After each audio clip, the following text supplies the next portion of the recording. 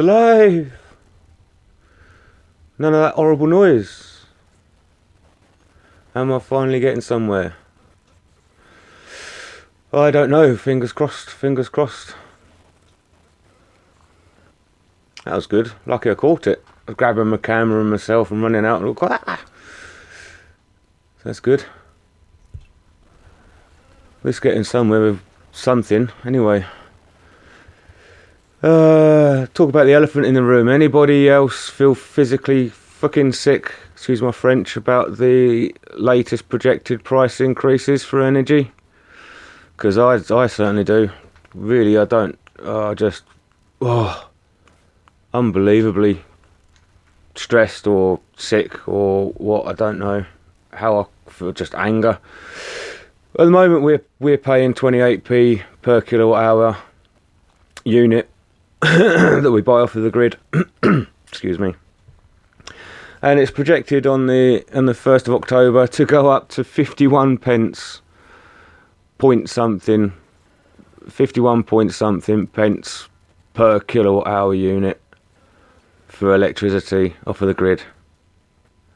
Now that should strike the fear into anybody, and everybody is going to be in the same boat as us. You know, we're in a household of 3 people, 2 disabled pensioners and a carer. So funds are tight. We haven't got money to be able to cope with these price increases.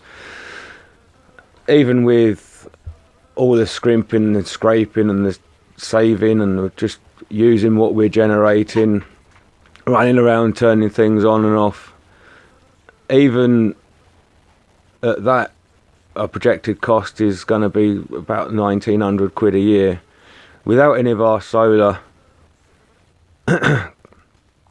modifications to the system, and we're going off of last year's total energy consumptions, we would be looking at a bill of 6,500 and something odd a year for gas and electricity. That was with our old original 4 kilowatt grid tie system. Now we've had to replace those panels on that because they were burning out, literally. Some of them had scorch marks on them. So those panels were all replaced for new, and we've now got all of this used equipment wired up and producing.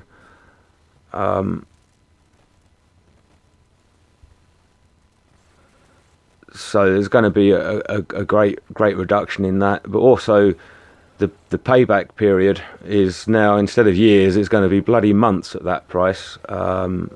So is solar worth it? Absolutely, yes, it is worth it. Is it going to cure everything and completely remove all of this stress? No, I don't think it is. God knows, I'm in a lucky position where we've got quite a bit of space. I'd already had quite a bit of stuff used off of Gumtree and eBay that I've managed to utilise.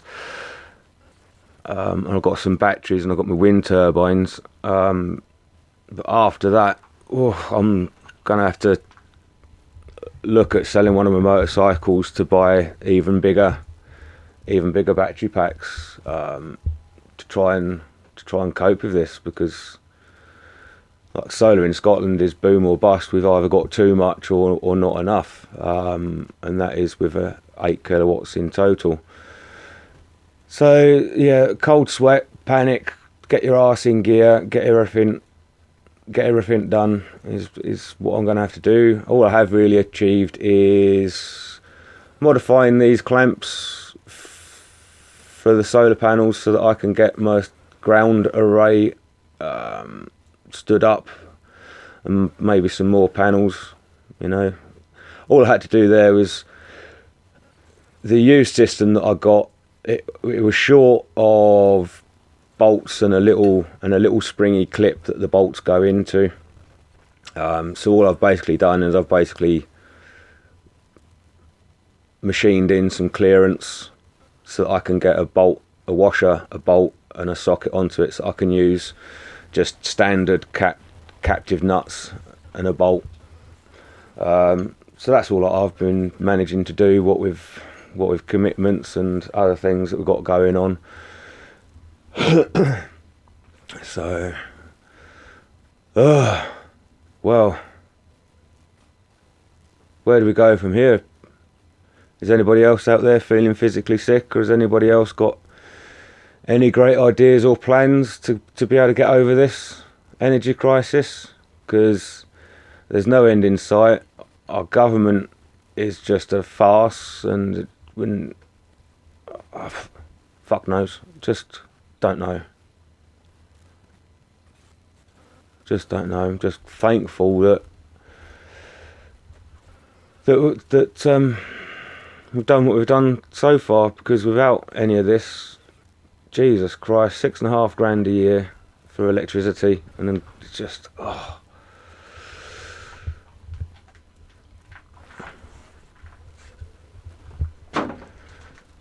On a happy note, it's not blowing a gale. It's quite nice out here today, or this morning so far.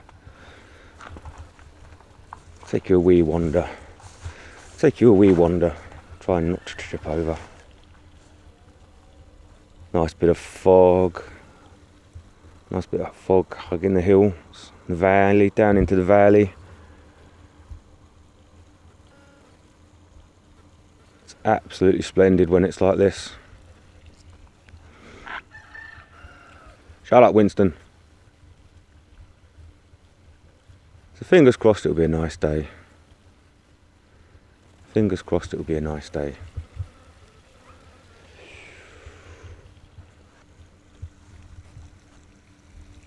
There's all my ground array panels that I'm doing these clamps for.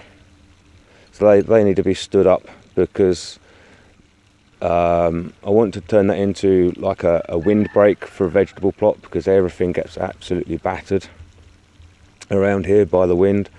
So they need to be stood up, because as we're now getting to the end of summer and the sun is tapering off really quite quickly, these need to be stood up so that they're just so the angle facing the sun is a bit better for the evening, late afternoon, evening. The idea of having all of this facing a westerly direction is to give us a spread of power throughout the day. There's all my roof. There's all the roof. So we get a bit of shading early on from those two roofs, or that roof there. Gives a bit of shading early on in the morning, but it's not too bad. By about 10, 11 o'clock it's gone, but in the winter that's just going to get worse. So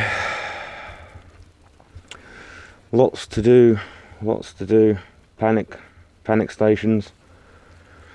Top priorities is going to be get this ground array up, sorted permanently, get some wind turbines up, and play with my batteries. See if they're actually going to work or not, because I'm not very hopeful. They're all bloated and clearly used and second hand.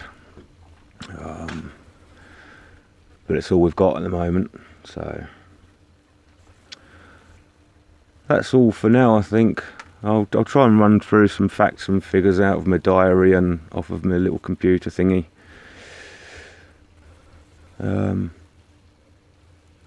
Just I don't know. Head's in a right pickle. Just panicky cold sweat time. Right, well, thanks for putting up with me wobbling on. This is all for now. Good luck to everybody out there. Try and stay strong.